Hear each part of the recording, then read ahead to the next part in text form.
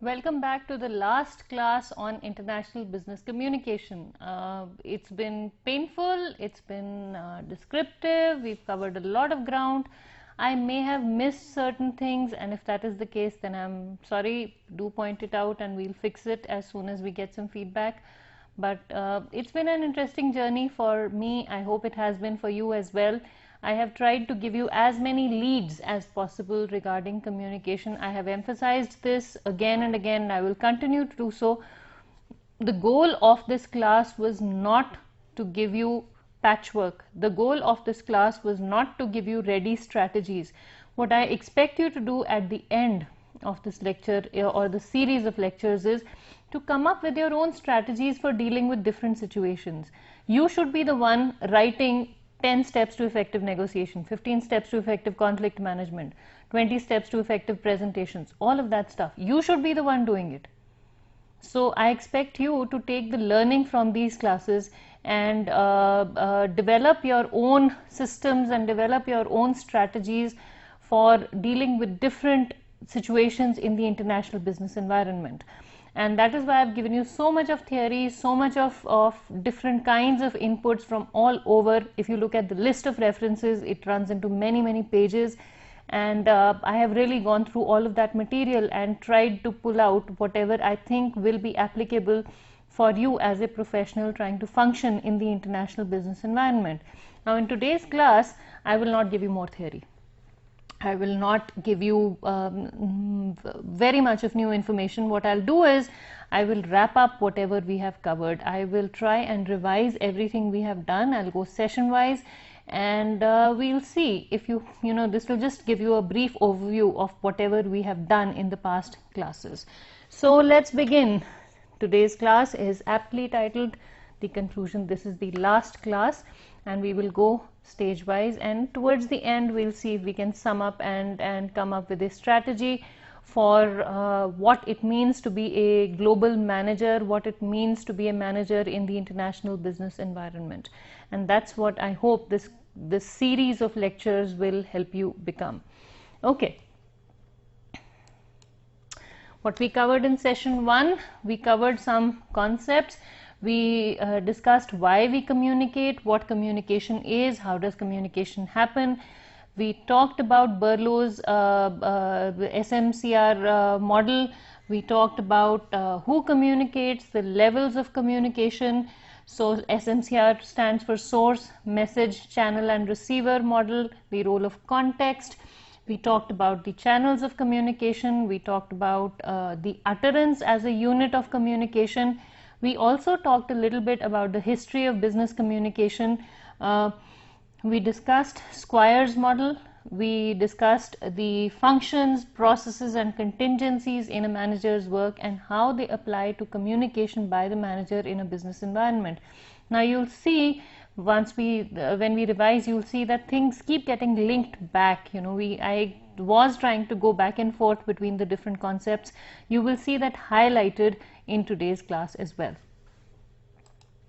In the second session, we talked about culture. We defined culture. We discussed what inter and intra-cultural communication was. We discussed the complexities of culture, what it meant to be coming from different cultures. We also discussed a whole bunch of sources of difference, including age, gender, ethnicity, educational background, the system of education one might have gone through, the nationality, geographic boundaries, the community that one lived in, the language one spoke, so many things that make us different.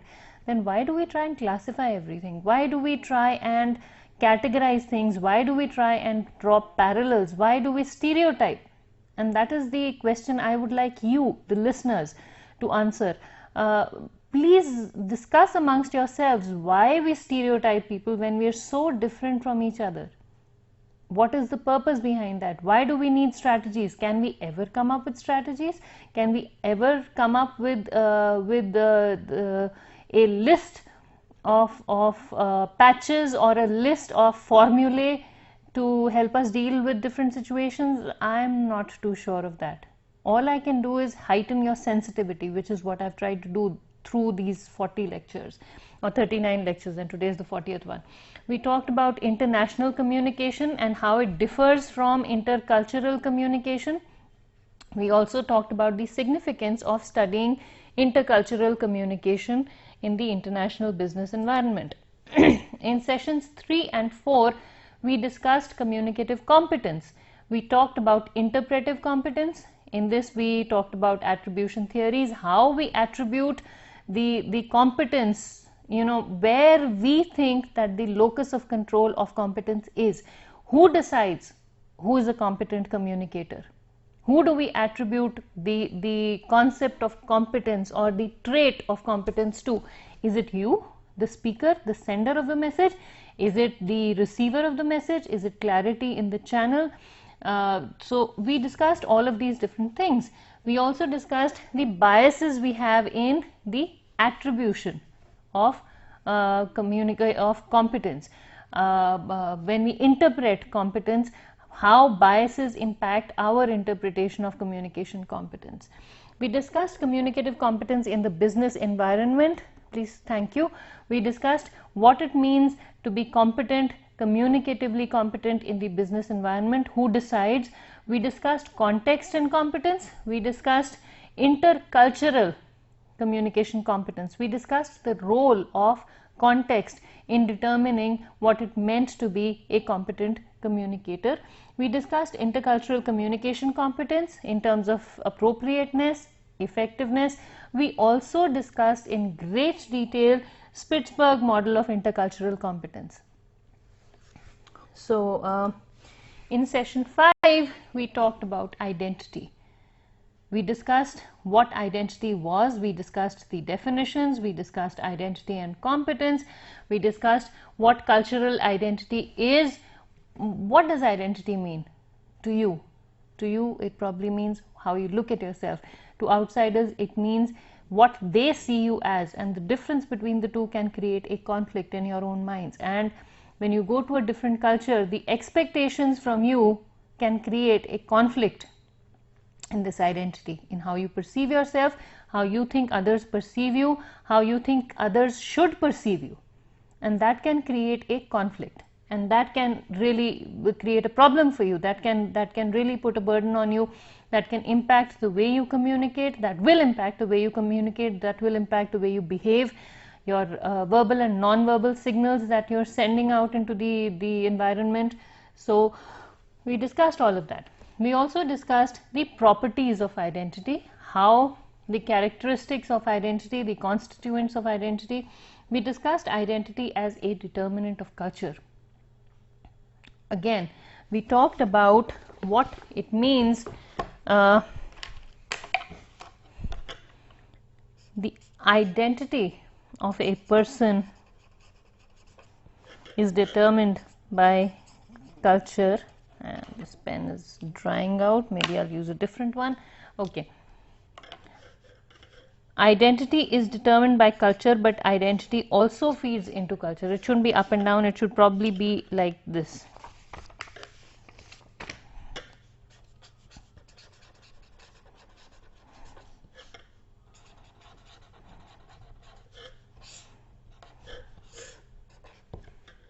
They both feed into each other. Culture determines who we are, but we determine what the culture is. My identity, my perceived identity will determine what culture I am in. And when we talked about technology, we talked about how technology influences what we think of ourselves. We create multiple identities. We portray ourselves to be someone who we are not, and that leaves an impression on the mind of the receiver of our messages about who we are, and that in turn feeds back into our own perceptions of who we should be, and that changes us. So all that, again, these are complexities of communication. This is how communication affects us, and in turn affects what we send out into the environment, and in turn affects what is and can be considered right and appropriate and effective in the environment, and in turn impacts what the environment, especially in the international arena, considers as appropriate or effective or correct. So again, it's a very complex kind of system where everything there's this big chaos and everything is sort of colliding against each other, and then everything that we are sending out is getting reactions from different sources. The reactions may be diametrically opposite, and we have to deal with these reactions. Okay. Cultural identity and communication competence. How do we decide where we draw the line, where we say we are competent? How does culture impact the communication, how competent we are perceived to be as communicators? In the 6th session, we discussed what culture is. We discussed the definitions of culture. We discussed the determinants of culture. We also discussed the socio-ideological differences between cultures. We talked about individualism, collectivism. We talked about goal orientation. We talked about a whole bunch of things, and I'm going to refer to some slides. I'm not going to show you those slides. I request that you go back to these lectures, but I'm going to read from the previous slides for your benefit. And so we talked about the socio-ideological differences between cultures. We talked about specific and diffuse boundaries. We talked about universalism and particularism. We talked about affective and neutral aspects of culture or ideologies. We talked about the status. We talked about nature, how we treat nature as in different cultures. We talked about gender equality, power distance, uncertainty avoidance, individualism, collectivism, masculinity, femininity, Confucian dynamism, long-term versus short-term goals. So we talked about all of these different things. We also talked about difficulties with diversity. We talked about how diversity can create difficulties for us. In the international business environment, we have diverse people. We have people coming from very different ideologies, very different backgrounds, very different expectations from their environment, and how these expectations can impact how we communicate with them. We also talked about culture clash as an important determinant of or as an important element of intercultural or international communication. We said that a culture clash is a conflict over basic values that occurs among individuals from different cultures. Again, just a revision because we've not used this term very much, so I'm just repeating it. And we also discussed the reasons for culture clashes. In the 7th and 8th sessions, we talked about intercultural communication. We talked about high and low context cultures. We talked about cultural frameworks. We talked about institutional distance. We talked about the connection of contextuality of cultures with Berlow's SMCR model. We also discussed the application of intercultural communication to corporate interactions and different industries. Just a revision, high and low context cultures essentially are termed as high and low because of the importance that is placed on the context in the culture. In a high context culture, the culture is considered to be, or the context is considered to be more important than goal achievement. The premise is that if we take care or if we ensure equilibrium within the context, the system itself will be in equilibrium. If we ensure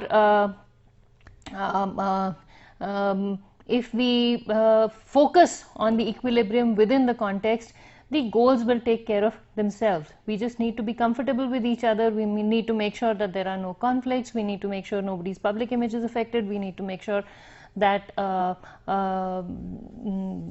people are as comfortable with each other being a part of a system as possible. And if we do that, then the achievement of their goals will automatically happen. In a low context culture, lower emphasis is placed on culture. Again, this is something that on context. We say that goals are more important, or achievement of goals is more important than maintaining an equilibrium within the context, than maintaining harmony within the context. If the premise is that if we achieve our own individual goals, as well as possible, then the context will come to a state of harmony on its own. We don't really need to worry too much about it. If we all do our work individually, if we all give it our best shot, the environment will take care of itself. Again, nothing is right or wrong, and one of my students in one classes said, ma'am, why high and low? High culture and low culture. It is not high and low. One is not superior to the other. It's just high emphasis on context, low emphasis on context.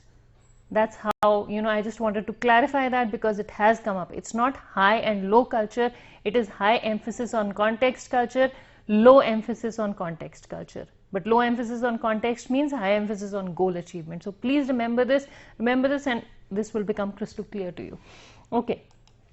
Session 9, we discussed thought and speech, and we discussed ethno-cognitivism, we discussed problem solving, and we discussed hemisphericity. We discussed different cognitive styles, and I gave you all this input because what you think, the way your brain processes the information has a bearing on what you speak.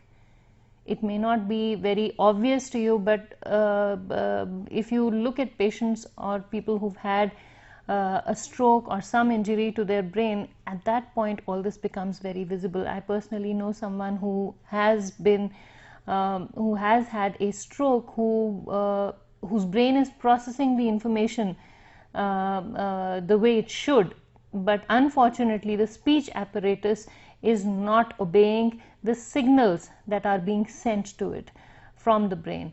So unfortunately this gentleman cannot speak, but this gentleman can process all the information as accurately as he could before the unfortunate happening. So again, so that is why I thought I should bring this to your notice. The way our brain processes the information is just as important as learning about what goes into speaking. Once we learn these processes in the brain, it becomes very easy for us to understand the rest of it, the rest of the communication process. And that's why we talked about cognitive styles, we talked about field dependence and independence, we talked about reflectivity and impulsivity, we talked about tolerance and intolerance of ambiguity, we talked about left and right hemisphere of the brain doing different things. We also discussed the influence of cognitive styles on behaviors in different cultures, and again the style that we use to process information, to make sense of our worlds, has a bearing on and is to some extent derived from the culture that we socialize in from the time that we are born. We also discussed the cultural differences in problem solving. Focus on the screen, please. Thank you. We discussed cultural and situational variations in patterns of thought. In the 10th session, we again revised the cultural differences in problem solving. We revised the cultural and situational variants in patterns of thought. We also discussed ethno-cognitivism and hemisphericity in greater detail. We discussed the styles of learning and problem solving and their hemispheric preference, and we discussed the Sapir-Whorf hypothesis.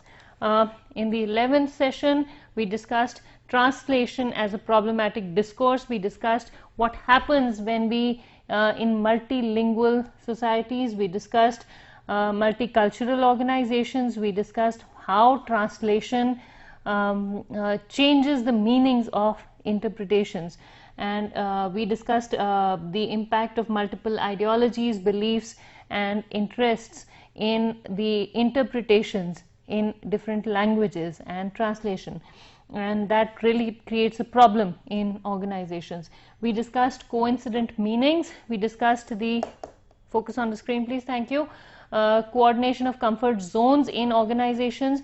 We discussed the degradation of coincident meanings. We also discussed translation and coincident meanings and the degradation of coincident meanings as a result of translation. Coincident meanings are meanings that are generated together. We also call it the coordinated management of meaning, or the social construction of meaning.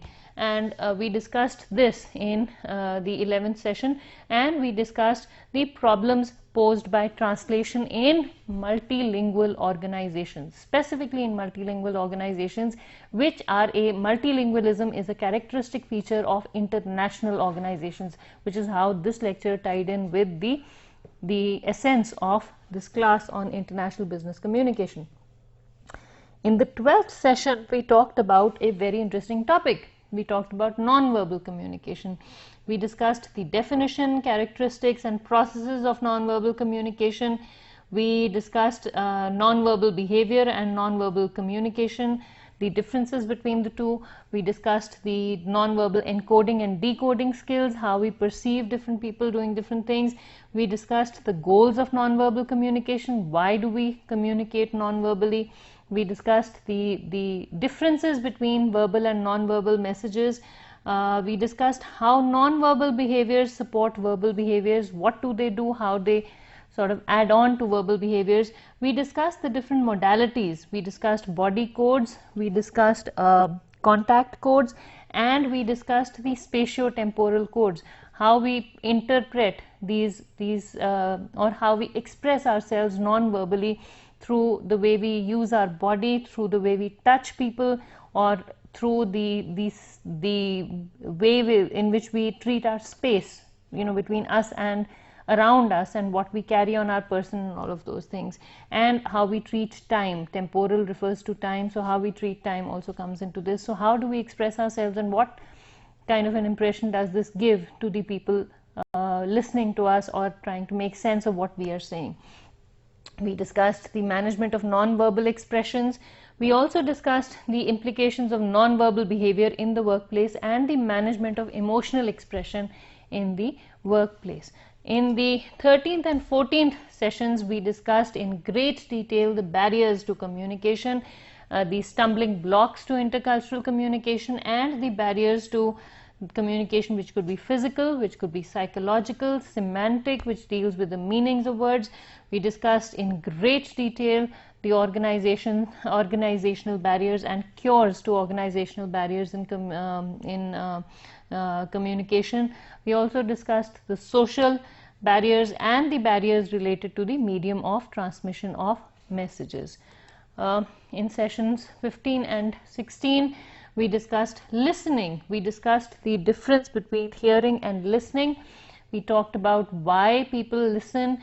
We discussed why the different types, levels, and stages of listening. We discussed the barriers to listening, the implications for managers in the current business environment, effective and ineffective listening, the strategies for listening, and feedback as an application of listening. Feedback is a very, very important aspect of management. Feedback really defines good and, it makes the difference between good and bad management, because we are always dealing with people, and people need to be need some inputs on what they're doing right and what they're not doing right. And so we discussed feedback as an application of listening in the international business environment. In the 17th session, we discussed communication rules. We talked about dyadic communication, the communication between two different people, the complementary and symmetrical interaction, where the interaction becomes senior to junior, and how the interaction becomes sort of one-on-one, as we say. So we discussed pragmatic rules. We discussed content rules. Pragmatic rules was the portion where we talked about the example of that pretty girl who was told, or this seems to be some problem with the computer. Okay, anyway, I'll take care of this. Okay, so when we talked about pragmatic rules, that was the point where we discussed the example of this pretty girl whose boss tells her that she's looking pretty today, and all that confusion that happens because of how she interprets all that. So we discussed procedural rules, we discussed content rules, we discussed the communication rule topics, we discussed how conversations begin and end, who decides what to say, when to say it, when to withdraw, when to end the conversation, how to deal with outside interruptions, and all of that stuff. We also discussed the co-orientation model of communication rules. We discussed the accuracy and agreement on communication rules. We also discussed some bit about the popular opinion regarding communication rules and the reasons for following communication rules in a professional environment. In the 20th session, we talked about communication styles. We talked about communicative dispositions. We talked about communication accommodation theory. We talked about the dimensions of communication. We talked about the styles of communication, different styles people follow. We talked about verbal styles. We talked about categories of communication styles. We also talked about communication styles as manifestations of personality. How do you get an idea of how the person will behave? Are they predictive in nature? Probably, maybe they are. We discussed all that. We also discussed the factors affecting communication styles. In the 19th and 20th session, I'm sorry, I think I made a mistake here, 17, 18. This should be session 18. Let me just change this. I think I made a mistake there. This should have been session 18. Session 18 was communication styles. There's just too much, and that is why I'm trying to sort of go through it session by session. Sessions 19 and 20 were interpersonal communication, where we discussed interpersonal processes of assimilation. We talked about what it means to be communicating with somebody else. We talked about how when you go into a new organization, what happens when you reach a new organization. We talked about assimilation. We talked about factors affecting organizational socialization. We talked about the socialization process. We talked about the superior subordinate communication as one of the first relationships that is formed or the first kind of communication that occurs when you join a new organization. We also discussed the information exchange between co-workers. We talked about implications of co-worker relationships. We talked about how co-worker relationships can be positive, negative, how friendships can affect co-worker relationships. We discussed the strains co-worker relationships and friendships pose on people. We discussed organizational acculturation. How do you become a part of the organization? We discussed gossip. We discussed what it means to be, the gossip, grapevine, all of that stuff, and the benefits of gossip to some extent. We also discussed organizational recognition. How do organizations recognize their employees? How do employees feel involved in the organizations that they are a part of? We discussed how people negotiate their roles in any organization. We also talked about job competency and how one starts feeling competent because of the messages that one receives in any environment. We discussed emotion management. We discussed power and control. How do you decide who is really the boss and who's not, and how do you exercise and express control? Excuse me. In the 21st and 22nd sessions, we talked about relational communication. We discussed how relationships are formed. We discussed the stages of relationships and the impact of context, perceptions, and communication rules on the formation of relationships and the stages of relationships. There's some sound again outside. I'm sorry about that. We also discussed the development and analysis of relationships. And there's some disturbance outside, or probably coming from the television, I'm not sure. Anyway, we discussed the development and analysis of relationships. We discussed theoretical explanations. I gave you a whole bunch of painful theory. Please focus on the screen. Thank you. Okay. Theoretical explanations. We talked about the social exchange theory. We talked about American pragmatism. We talked about fundamental interpersonal relations orientation theory, FIRO theory. We talked about relational interactional theory. We talked about interpersonal perception theory. We talked about rules theory. We talked about coordinated management of meaning theory. We talked about ethnomethodology, dialectical theories, dialogic theories, and dramaturgical theories. And we discussed a whole bunch of things that are really relevant to how communication takes place between different people or between co-workers in the professional environment. Now, as we go along, I would like you to go through these slides one by one. I mean, this is just a very, very concise summary of what we have covered in every lecture, and sometimes on occasion, like this slide, I put the summary of 2 sessions on one slide. So I would like you to start thinking about the applications of each of these, even though I have mentioned those on your in the lecture itself, and I'll give you some more questions, some more pointed questions alongside that you can refer to. So please think of practical applications of these things. These theories haven't come out of thin air. They have come out of real life situations that were observed by people who were interested in understanding these situations more, and who were interested in analyzing these situations. Sessions 23 and 24 discussed organizational communication, the role of communication in organizational development. Theoretical underpinnings were classical management theories. We discussed the systems-based theorizing. We discussed discourse-based theorizing.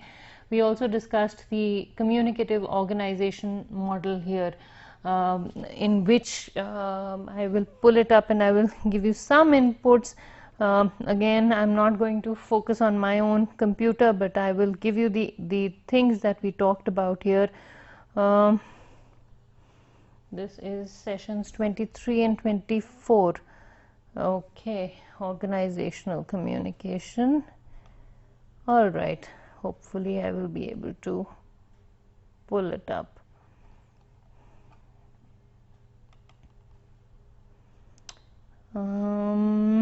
Not able to find it here now. Yeah.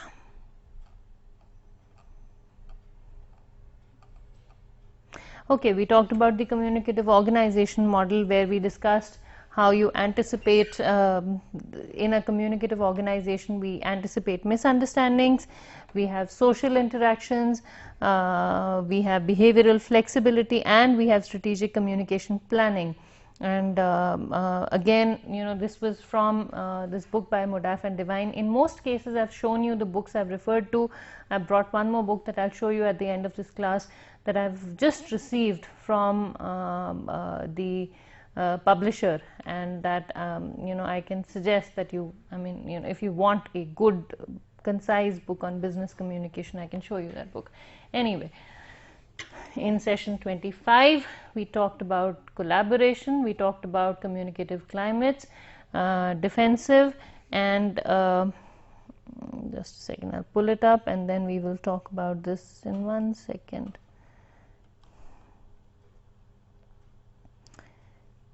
Okay.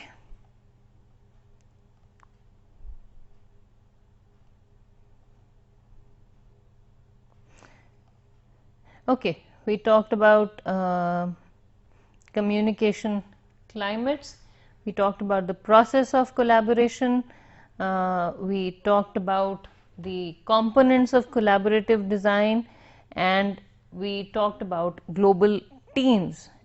In this we have supportive climate, and we have the defensive communication climate. That supportive climate aids in collaboration, and defensive climate usually results in conflict and low morale and low motivation, and that can really break the cohesiveness in any organization. And we talked about how global teams are formed. In sessions 26 and 27 we talked exclusively about groups. We started with a discussion on differences between groups and teams. We talked about the significance of studying group behavior and communication. We discussed the elements and concepts of group behavior. We discussed reasons for the formation of groups. We discussed group characteristics. We discussed individualistic and collectivist assumptions in group formation, indirectly talking about high and low context cultures. So high context cultures are collectivist in nature, low context cultures are individualistic in nature. What happens when you have a group that contains a mixture of or a few people from the individualist culture and few people from the collectivist culture, and what will happen? So I want you to think about those possibilities, observe these things in your environments. We discussed group functions and roles. We talked about understanding the group as a system. We talked about work group typologies, defensive and non-defensive work groups. We talked about cultures of workplace groups. We talked about stages of group development. We talked about group effectiveness and group conformity. We also discussed relational communication in groups, and we talked about dysfunctional groups and what dysfunctional groups can mean and what they can do to an organization or a team. And then in sessions 27 and 28 we discussed teams. We again discussed the differences between groups and teams. We talked about different kinds of teams that are there. We talked about different types of teams that are there. We talked about the nature of teamwork, what it means to be working in a team. We talked about team building and how teams can be built. We talked about the norms of team behavior. We also discussed the significance and types of norms. And again, I went into so much detail because all this has a bearing on how you perceive your environments. We discussed the norms that foster competent group interaction. We also discussed communication networks. We discussed maintenance communication. We discussed the maximization and minimization of power differences and the reasons for doing so and how they affect the communication climate in an organization. We discussed the development of professional relationships and the consequences of work relationships. What strains they pose, how they are perceived, how they affect the communication in any organization. We also discussed roles and role dynamics. We discussed role conflict. We discussed demographic fault lines and team performance, and we talked about high performance teams. In sessions 29 and 30 we talked about compliance and persuasion. We discussed what it means to persuade people. Why do people agree to listen to us? We talked about different theories as always. We discussed the classical rhetorical theory. We discussed artistic and inartistic persuasive appeals, and we discussed interpersonal traditions. We also talked about the components of persuasion, the process of persuasion, the assumptions and goals of persuasion, the persuasion and the structure of messages, how structure of messages affects persuasion, and we talked about the tools of persuasion.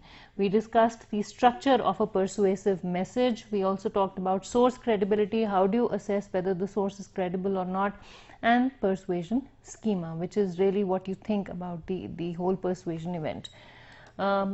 We also talked in these sessions about compliance and persuasion, about compliance. We talked about persuasion and we talked about compliance, and compliance essentially is why do people agree to listen to what you're saying? Why do people agree to do things you ask them to do? We talked about the compliance gaining theory, adaptation level theory. We discussed the reasons for compliance. We discussed mutual persuasion theory. We discussed the different strategies that can be used to gain compliance. We also discussed the impact of culture on compliance and vice versa. Not vice versa, I mean culture does influence compliance. We also discussed the compliance resisting tactics, and then we moved on to negotiation. We actually took the compliance resisting tactics to the class on negotiation, and we discussed what negotiation is and why do people negotiate, what are the elements of negotiation, what are the concepts in negotiation, BATNA, ZOPA, best alternatives to a negotiated agreement, zone of possible agreements, the reservation price, all of those things we talked about. We talked about the dimensions of negotiation. We talked about the stages in the negotiation process. How do you prepare yourself for a negotiation event? We talked about the rules of principled negotiation. How should you do it stage by stage? And this is where I started becoming prescriptive. This is where I started giving you some tips on what you should and should not be doing. So we talked about the factors affecting negotiations. We talked about the different types of negotiations: integrative, which is a collaborative negotiation where it's a win-win negotiation; distributive is a competitive negotiation where one party wins and the other loses. We talked about negotiation tactics, which should not be used as far as possible, but again there are hard tactics, there are soft tactics. We talked about culture and negotiations, how culture impacts negotiations, and the tactics or the strategies we use for negotiation in different cultures. We also discussed effective negotiations and what it means to be an effective negotiator. In the 32nd session, we talked about management of conflicts. What is a conflict situation? How does conflict come up? Antecedent conditions, perceived and felt conflict. And again, as I told you in the 38th lecture, when we were talking about crisis communication, that model of conflict is really universally applicable to pretty much any organizational behavior communication situation. You know, how does conflict come up? You have some antecedent conditions. There's a perception, there's a feeling that leads to manifestation, behaviors. Then there is a resolution aftermath. You try and resolve it, you try and act on it, and sort of if you resolve it, there is an aftermath. If you don't resolve it, there's another aftermath, and that sort of feeds in. So we talked about that. We talked about types and sources of conflict. Where does conflict come up from? Why do you get into a conflict situation in the first place? We discussed levels of conflict, various levels, hierarchical levels, also where does conflict start in any organization. We discussed what managers feel about conflict, what do they assume about any conflict situation. We discussed the conflict episode, you know, what the episode is really, what the reasons for conflict could be. We discussed the factors influencing the outcome of a conflict. How do we know that a conflict has been functional or dysfunctional? We discussed the individual attitudes to conflict. We discussed intercultural perceptions or inputs about conflict and conflict resolution, and we discussed approaches to conflict resolution. In the 33rd session, we talked about leadership and what, why and how of leadership. We discussed authority and power. We discussed leadership styles and impact on subordinates. We discussed communication as a determinant of leadership. We also discussed humor and supervisor-subordinate relationships. We discussed culture and leadership, the impact of culture on leadership. We discussed humor and supervisor-subordinate relationships. We discussed what impact, you know, where would you bring in humor and how humor would impact supervisor-subordinate relationships, how it plays, you know, up or down. We discussed culture and leadership. We discussed how culture impacts leadership, the leadership style that people have. We also talked about effective leaders, and we discussed, there was some philosophical advice regarding effective and practical leadership and what should you really do in different situations. In the 34th session, we talked about written communication. We discussed the differences between written and oral communication. There is one thing I missed, and as I was going through these slides, and again, you know, as much as we plan, we all tend to falter. There's one thing I missed, and that was the difference between oral, verbal and non-verbal communication and written communication. And I think I covered it briefly in the first session. I'm going to repeat it for your benefit now. Oral communication is the communication you have by using your vocal cords. So when this moves, that is oral communication. Verbal is when you use words. Non-verbal is when you don't use words. So technically, written communication is also verbal communication. And so, you know, when we talk about written communication, we talked about the significance of written communication. Why is it important? Why would you use written communication in any organization? We also talked about writing styles. We discussed the different writing styles, flowery or rhetorical, redundant, all of those things. We discussed the common problems with written messages. We discussed challenges to written messages. We also discussed some international differences. I gave you the example of United States and Mexico. Mexico is a high context area, and the focus there is on really building a rapport with the reader of the message. It's not as much on reaching the point, and it's about starting the message with a rapport building statement and ending the message with a rapport building statement. So we discussed communicative differences, communicative purposes of written messages, how written communication really helps you communicate, the communicative purposes of written messages. We talked about the writing process. You start with a goal in mind, the purpose, all of that stuff. We talked about good writing, clarity and precision, how you differentiate between good and bad writing. Focus on the thing, please. Thank you. And then we moved on to the role of technology. And again, I had thought initially that I would give you some inputs on email and blogging and this and that, and then I realized that that is all that information changes from day to day. So what I would really like you to do at this stage is devise your own strategies or devise your own list of do's and don'ts for email and blogging and website building and communication via the telephone and internet and all of those things. And so we talked about the role of technology. I wanted to give you some more philosophical insights into technology use and context, and how context affects the use of technology, and how technology use in turn changes the context. And what really happens is what we discussed. I mean, the cyclical processes are so much a part of any form of human behavior. Everything just feeds into itself. So what happens is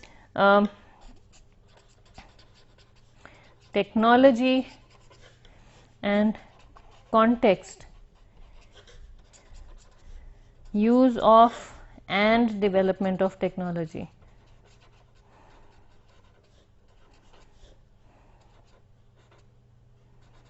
This should be read as this, not technology of development. Development of technology depends on the context, and the context in turn determines these things.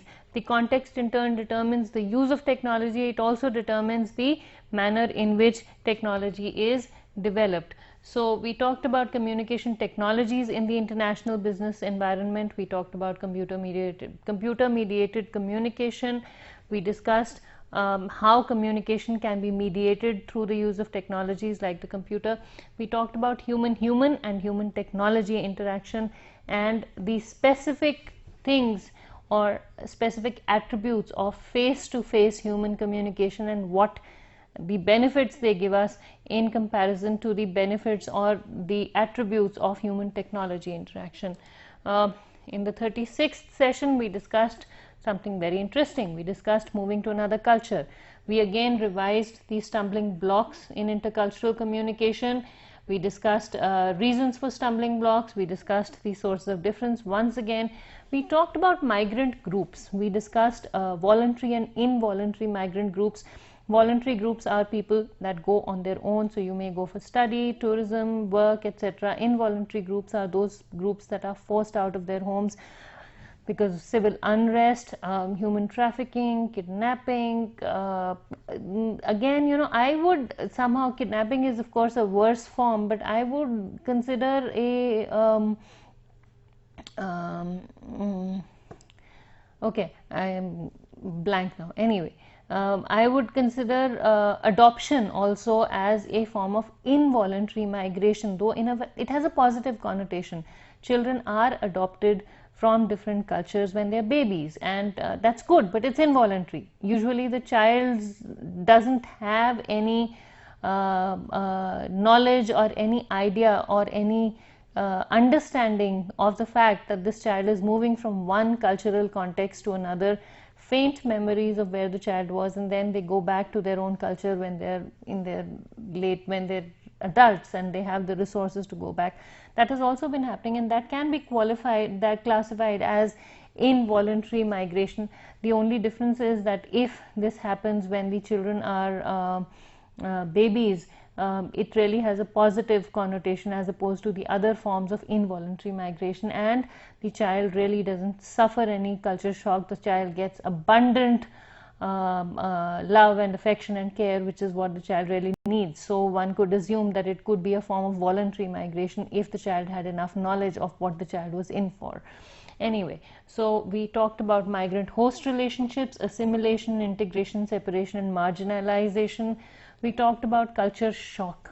We had talked about culture clash earlier. We talked about culture shock in this part, and culture shock really is the discomfort. The intensity of culture shock is really refers to the discomfort one feels between what one has, the culture or the context one has come from, to the culture one finds oneself in, and the difference between the comfort zones that one has and the expected comfort zones in this new host culture is really what gives the shock. And the shock is this difference. The intensity is proportional to the level of difference between the comfort, the qualitative and quantitative differences between the comfort zones and the expected comfort zones in the parent and host cultures. We talked about cultural adaptation and acculturation, how you assimilate, how you become a part of the culture. We also talked about intercultural communication. It shouldn't be intercultural communication, tourism and business. It should be in tourism and business. I'm sorry about that. Okay. We talked about intercultural communication in tourism and business. We talked about sojourners. We touched a little bit on the impact it has on identities. In the 37th session, we discussed re-entry. We discussed the W-curve theory of adaptation. We discussed what returnees offer their organization and why they go out and why they come back and all those things. We talked about successful adjustment upon return. We discussed the challenges to repatriation. Expatriation is going out, repatriation is coming back in. We talked about adjustment as a repatriate. We discussed expatriate failure and its impact on adjustment as a repatriate. We talked about stages in repatriation, and we discussed reverse culture shock and organizational support during repatriation. In the 38th session, we discussed crisis communication. We talked about crisis. We talked about the reasons for crises. We talked about models for crisis perception, a model of crisis perception, and how something goes from being a molehill to a mountain, and how we sense what the situation, how we perceive it to be a crisis. We talked about management of crises. We talked about contingency planning for crisis. We also talked about what happens during a crisis. We talked about culture and its impact on crisis and the perception of a crisis.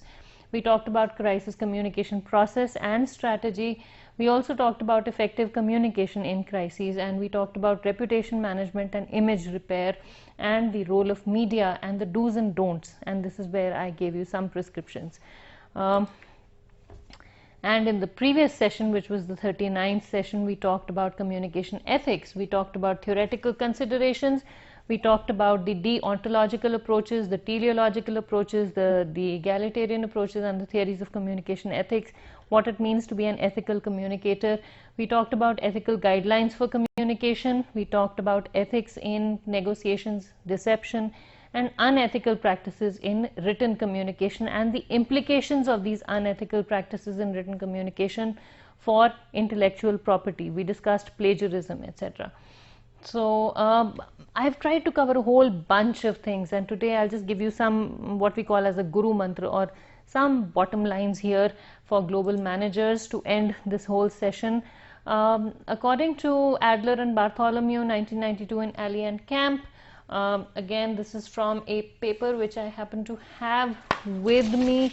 Global managers really understand the paper is called Global Managers Qualities for Effective Competition, and this is by Abbas Ali and Robert Camp.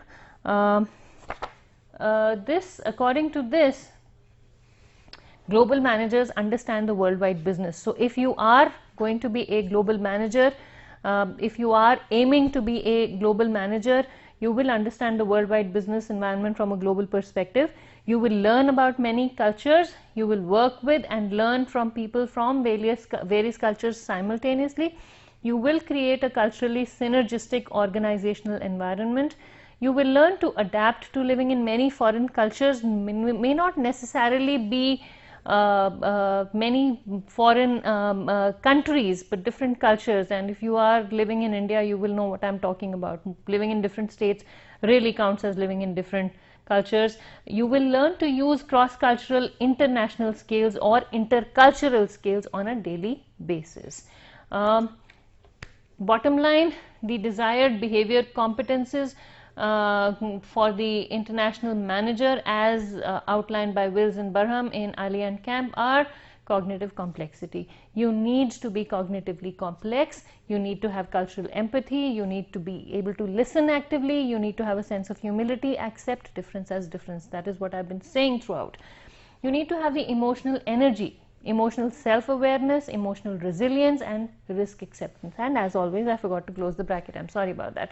So you need to be aware of your emotions, you need to be able to bounce back, and you need to be able to accept risks, and you need to be psychologically mature. You should want to learn. There should be an inherent curiosity to learn. You should there should be an orientation to time, and there should be a personal morality, a sense of what is right and what is wrong, and that psychological maturity. And all of these things really essentially make you an international manager. And if you look at these things, none of these things is prescriptive. Please focus on the screen. Thank you.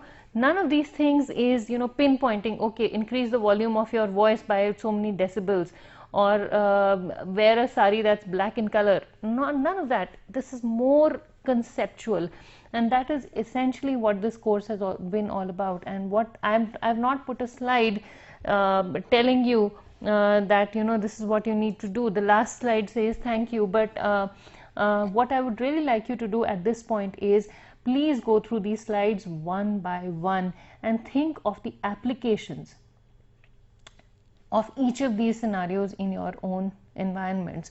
How would you become an effective negotiator? Take all the technologies you have and decide which one would you use where. Take all the forms of written communication, write down the benefits of each, how do each of these play on the time taken, the quality of interpretation, ambiguity, all of those things, and evaluate these things and drop your own charts. And I expect you to do all this on your own, and my contact information should be there along with this course. So please get back to me with your suggestions and feedback. I look actively for those, and I have tried to give you all the references. The reason for not putting things in quotes is that this whole thing would be full of quotation marks. But wherever I have taken material from someone, I have put the names of those people on the same slide, preferably next to the concept that has been taken from somebody that has been referred to. So I will give you a list of references, questions and answers, and I look forward to your feedback and suggestions, and wish you all the best with this course and with your learning from other courses through the National Program on Technology Enhanced Learning. Wish you all the best.